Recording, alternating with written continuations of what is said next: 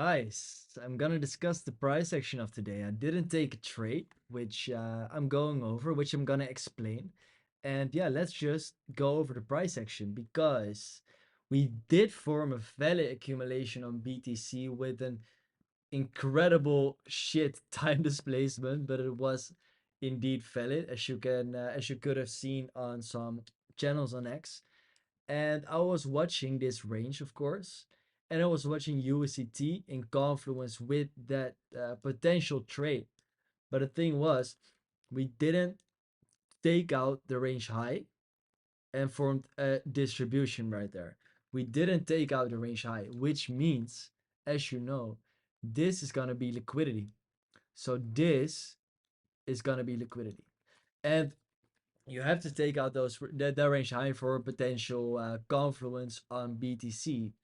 And what we have here on the total divided by USDT plus USDC, what do we have here is that we indeed had a good model, which was a reason for you to potentially take the trade. So, what happened here? When this goes up, of course, the total market cap of crypto goes up, and this formed a model one. Let's look, not a model one. I'm saying this deviated this range low, I mean.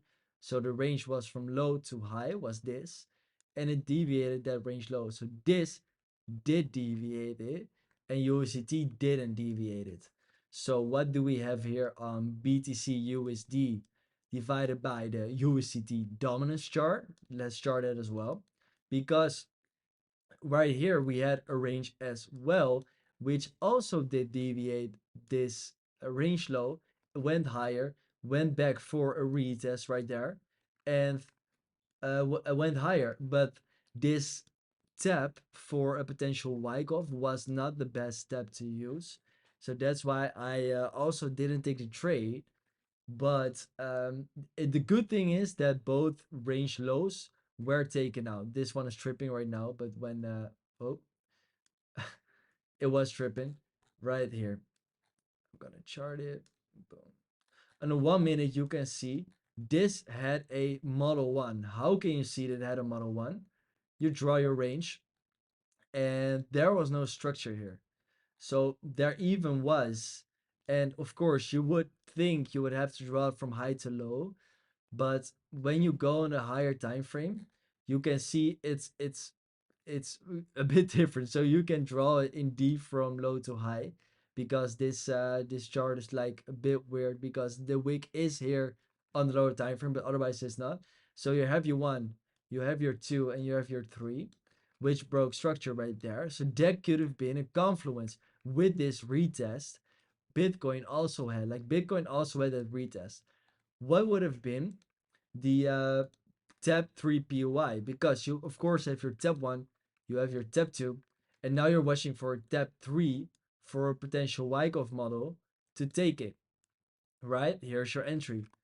But this time displacement was a bit off. USDT didn't take the range high, so there were definitely better reasons to not take the trade. But if you did take the trade, which was also valid, just not my preference.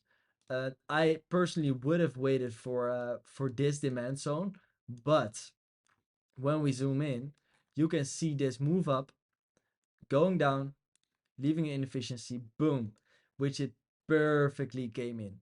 All right, so this is gonna be your structure supply. This is gonna be your extreme demand as well, and your entry would have been right here. So your stop goes below that low. So you enter here of the close, wait to read this, boom, enter there. Stop goes below that low, and you target the range high for a 3.2 RR. The thing was, the rooms of error of this trade were pretty big. Why? Because you have this 10 minute, because you have this 15-minute demand zone right here. This is your extreme demand as well. That could be a reason for price to go into and then go form your model. So that's one. USDT didn't take out that range high. That's two. Because as I explained, that's gonna be liquidity. The total, which was a reason to take the setup, was forming a model one right there.